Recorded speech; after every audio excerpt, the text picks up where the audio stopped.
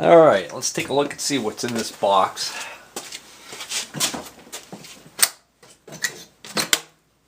Alright, up in the top here, I'll start with this tray was on the bench and I loaded with several things. Here's a little number S117 Starrett center punch set that is complete.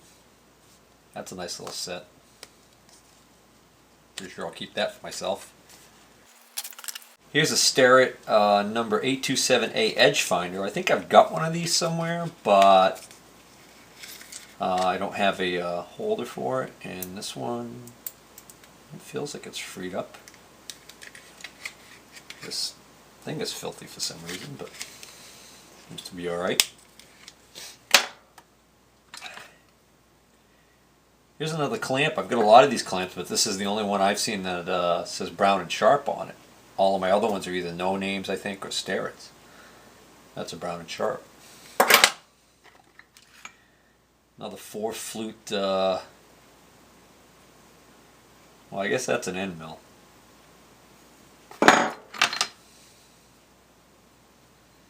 That's interesting. That doesn't quite feel heavy enough for carbide, but it definitely feels heavier than the high-speed steel one. That's got that waviness to it. That's I think they call it a roughing end mill. Well, that's a roughing end mill there. Here's a Gold Star. Oh, Gold Star Boulevard, Worcester, Massachusetts. What's this? Ramsdell on Gold Star Boulevard in Worcester, Massachusetts Industrial Supply Company. I don't even think they're there anymore. Wonder what this was. One of these end mills, probably.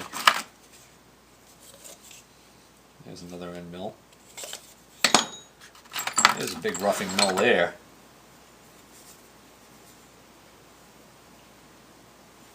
I don't know what that's made out of. I guess that's just high-speed steel.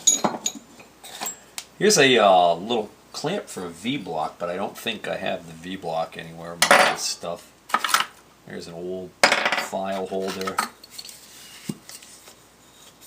Oh, that's nice. It's a radius mill for cutting a radius. This is also from Weldon. A lot of these are Weldon. That might be carbide. It's pretty heavy. It says CR on it. I don't know what that means. That means anything. There's another one. Corner rounding end mill. Right hand cut. CR10-3. That says the shank size in Cleveland. The something tool company. Cleveland, Ohio, I guess. That's carbide for sure. Oh, there's some nice stuff in here. Another one.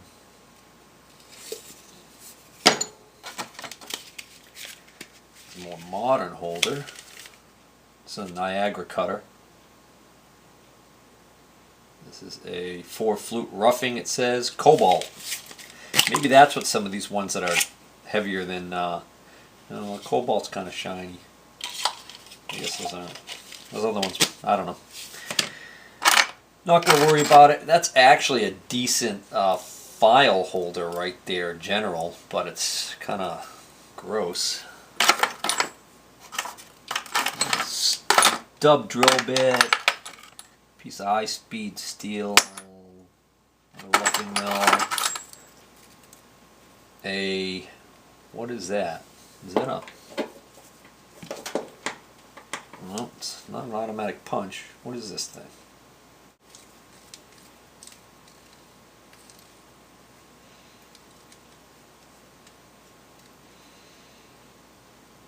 Can't quite make out what this says. This is a General Hardware Manufacturing Company is the maker. And this rotates on the top, and there's an arrow pointing one way and the other way. And one way it says light, and the other way it says heavy. So it seems to, I don't know what this is. So if anybody recognizes that, let me know. A couple of concrete anchors, another roughing mill. I think this is a thing for sharpening, like a honing stone. I think this actually has industrial diamonds in it. I'm not positive about that. This is the only indicator I think I bought. This was in that box with all the rusty indicators. And the only reason I bought this one was because it moves freely. It's a Federal, and it actually it's got this nice big dial, and I know you can get a replacement plastic for this. It's a little rusty around the edges here and there, but I thought, well, that's not a bad one. Plus, that's a pretty long travel. This one, how many inches this is? It does stick a little bit when you bring it all the way up like that, but it does eventually come back to zero. That was, included with everything else, so it wasn't like I paid much for that. These little metal things. This envelope contains movable partitions and springs which you use to divide the drawers in the toolbox. Oh, that's the original dividers for the Kennedy box. That's neat. Calculator for grinding and polishing wheel speeds.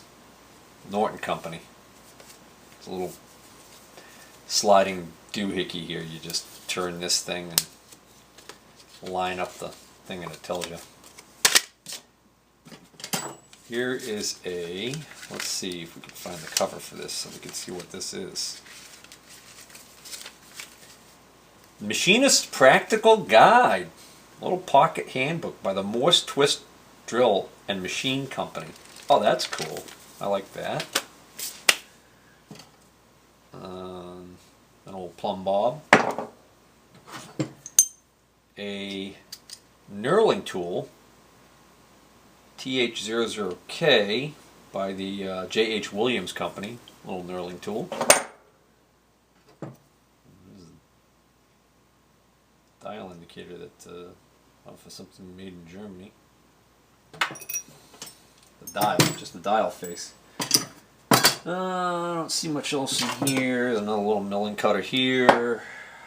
This shell mill, it's got some rust on it, but this has got these brazed on carbide tips that are on these parts right here. So it looks like to replace a damaged or worn tooth on this, you're going to replace this whole thing, and I don't even know if you can get those anymore. I have an R8 adapter that I think this will fit on, so what the heck. This stuff in here I didn't even notice when I was first looking at it. I've been wanting one of these. Morse holes per grind. Keep drill sharp. This is a Morse Twist Drill Company angle gauge for sharpening twist drills. And that is nice. I've been wanting one of those. Here's a little thing. Wet film thickness gauge. Okay. The Sherwin-Williams Company. Oh, this has something to do with painting. Oh, obviously. Here's Sherwin-Williams. A heavy cast iron weight by the looks of it. Don't know what that is. It's a little tiny, maybe like part of an indicator stand setup or something, a really small one. Here is a little, this is by the Thor, or is it Tibor? Oh, it's Tibor. Holder for something, almost like a really small pin vise or something. I don't know. Got a little tiny collet in the end, maybe for holding really tiny drill bits. Teflon tape. Drilling and tapping fluid by the Union Butterfield Company. Looks like another divider. This, when we were going back and forth and haggling, I finally just spotted this up on the shelf, grabbed it, and threw it in, and said, "Okay, 140." So we were at 140, and he laughed. He said, "Okay." But this is a lab jack. This is kind of a cool thing. You guys haven't seen one of these before. It's a handy thing to have, and I got one of these with the Wells Index tooling cabinet haul. Oh, there it is, sitting right on top. Hiding in plain sight on me. So now I get a matched pair. That's kind of neat to me. I don't know. Here's another knurling tool. This one is a Armstrong knurling tool. So, got a couple of knurling tools. It's a dead center, small one. Several starters for fluorescent lights of the style that I don't have. Don't even know if they're any good. And the rest of what's up top here looks like it's just junk. Oh, except for this. This is some sort of a stone. I think this is soapstone. Is it soapstone? Is that the stuff you use to write on metal with? So like if you, yeah, that's what this is. Oh, I like that. And it's in its own little dispenser. Oh, that's a nice little tool. And it's got a clip so you can clip it on your shirt pocket or right on your, in my case I could clip it right on my leather apron. Can't quite see who makes this. But that would be in my list of things to keep. Pretty much takes care of the top of the box. I'm going to throw all this stuff back in here just for now. Alright. Oh, magnet. And on the back here, a couple more magnets. This guy liked his magnets. And I actually stole one off of here already, I think. It was on the inside of the lid, I think. It was a really strong one, small one. I was using that for something, I forgot what. Alright, so nice to see that we've got the original front for the thing. I always like to look down in here in case something falls in there. Or, you know, I always fantasize that I'm going to find an envelope full of money in one of these underneath here. Let's see, top left top drawer. A few miscellaneous carbide cutters, inserts. A X-Acto knife holder. Blade holder. Some sort of a cutter. It's still got the wax on it from either being sharpened or being new. Severance. Oh yeah, I've seen this company before. Looks like it's a 4-flute cutter of some type.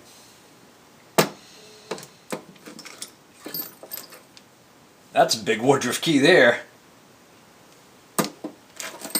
And some key stock. Oh, that's good. That'd come in handy. One lonely center drill. There's a nice little carbide insert there. That might fit one of those end mills that I have with this lot. A little cleaning brush. Oh man, is that stiff. Alright. Next drawdown. Punch that's seen a lot of use.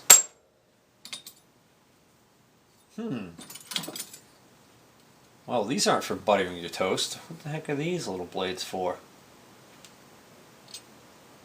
Well, they're marked. Russell Green River Works. Are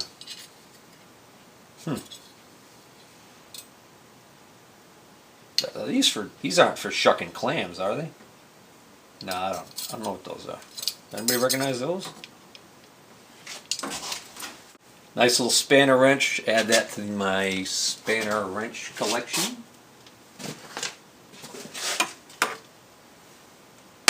When I figure out where I put that box. Pens, pencils, a hunk of unidentified material, another file holder. Well, this is interesting. I thought this was just a piece of stock. Now I look at it more closely, I see it's got a cutout here and 2 grub screws. So that looks like that's to be clamped in tool post and hold some sort of a small cutter maybe.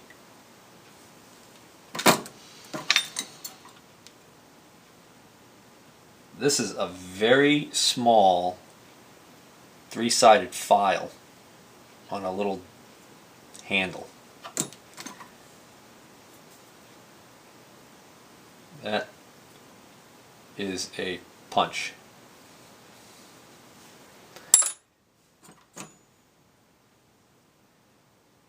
Okay, this at first glance doesn't look like much, but on the head of this there's a set screw that makes you, I think, be able to remove this head, which I can see this head has industrial diamonds on it. So this looks like maybe it's a wheel dresser. It's for dressing a grinding wheel. Must be a pretty small one, I would imagine. Anybody know what that is? That is a glass cutter. That is an early one. A little wooden handle. It's got a tiny wheel here for scoring the glass, and then you grab the end of the plate of the pane of glass with the corresponding correct size notch and put leverage on it and snap the glass. And here's a couple more. This is a Fletcher, and this is a Red Devil. So those are early. Top right, another punch. It's got a little bit of a curve to it. Let's see, more punches. Let me just get all these punches out of here. Punch, punch.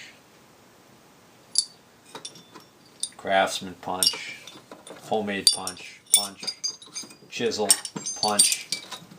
These are, pretty much this whole drawer is just nothing but punches. Nothing remarkable. Same old, same old. Don't know what this is.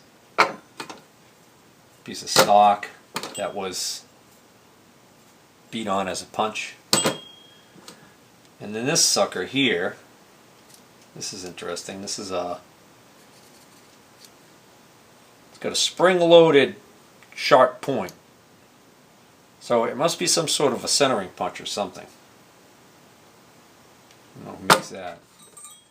Piece of steel that was ground sharp into a chisel on one end and has seen a lot of beatings.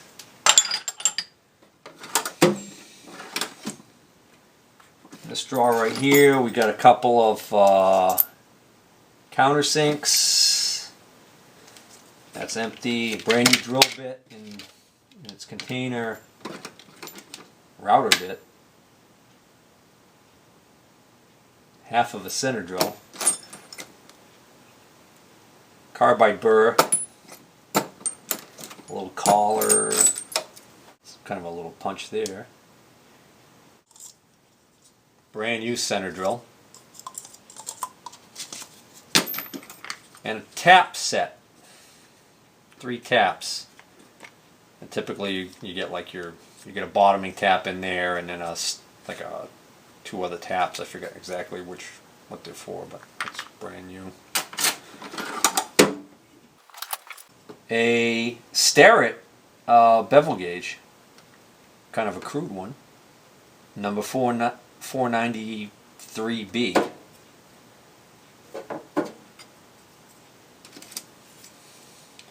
Holder for a pocket scale. That is, well, that's an Armstrong cutoff blade. This pocket scale doesn't fit in there, so it's not this one. This is a Safecraft precision pocket scale. Alright, so we got the holder for a pocket scale that we don't have apparently. Oh, that looks like half of a parallel clamp. That's another Brown and Sharp. Oh, here's the other half right here. That's the remains of another Brown and Sharp clamp. Oh! There we go, and there's one of the rods right there. I'll put that in there to keep this in one piece. And well, mystery solved. There's the other one and it's broken. So that's why that was in here in pieces. Oh, that's a nice little, that was hiding there. Here's a can of metal and insert the turning tool. Indexable. It's a small one. TKAL-8P, I think it says. INSTD-6P. One of those things tell you, oh, INS must be insert TD-6P, so that, I think that TD-6P would be the size insert this takes. That's a nice little find right there. Piece of, what is this, chalk? Marcal Paintsy. That's a cutie name. Oh, deburring tool. Must be an early one. Maybe not. It's General Hardware. And it's got that newer General Hardware logo, so. Made in Israel. Why like that? Got a little push button, I guess you push to take the take the tip out. Alright. There's a big carbide insert for something right there. A couple of these metal spoon-like shaped things. I don't know what those are for. What's in this nice little case right here? Ooh. Looks like water may have gotten in there. These are either diamond or carbide burrs, small ones. A whole set. Looks like water may have gotten in there and then the foam degraded and stuck to them. But you know what? The tips are still decent and you know, it's not going to take much cutting to clean those right up. 2 more drawers to go. Another pin vise with a small drill bit right in it.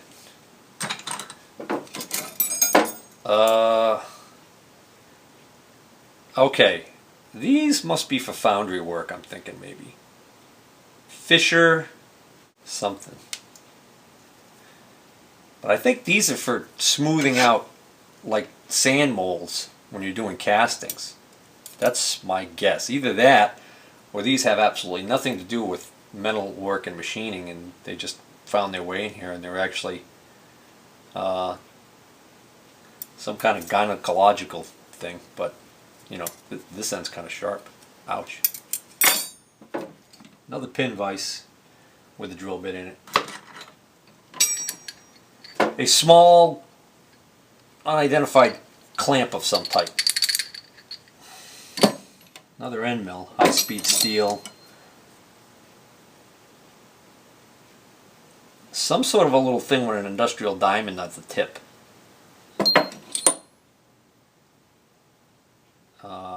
Taper lock. Taper lock, what is that? I don't know what that is.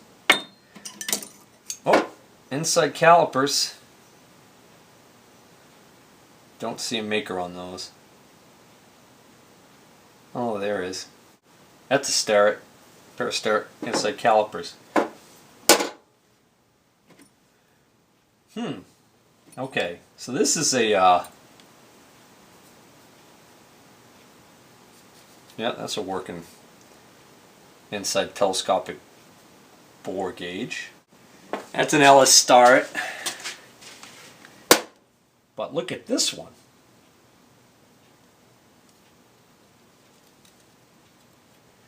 This side is fixed, it doesn't move. This side is the only side that moves in. And you've got this fancy knob on the top here to actually get the clamping action down. And this is brass. So I'm thinking this is shop made.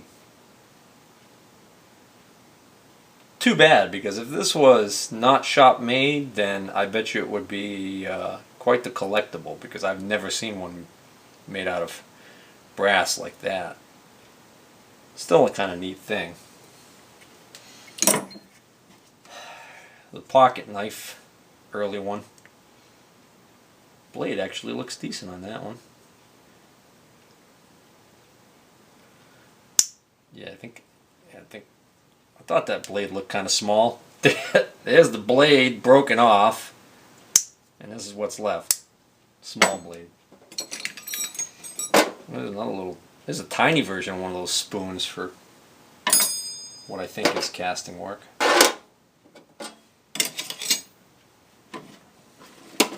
Last drawer.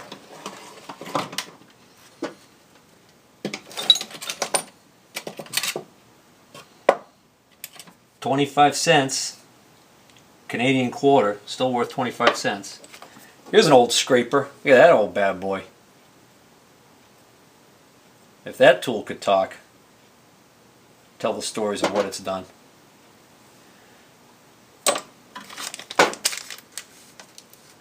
Link belt, slip fit connecting link.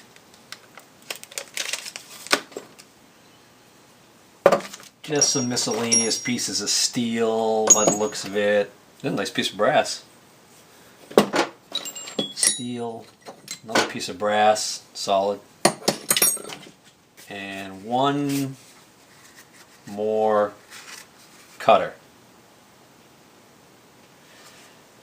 6 flute cutter. And just in time, the battery on the camera is dying.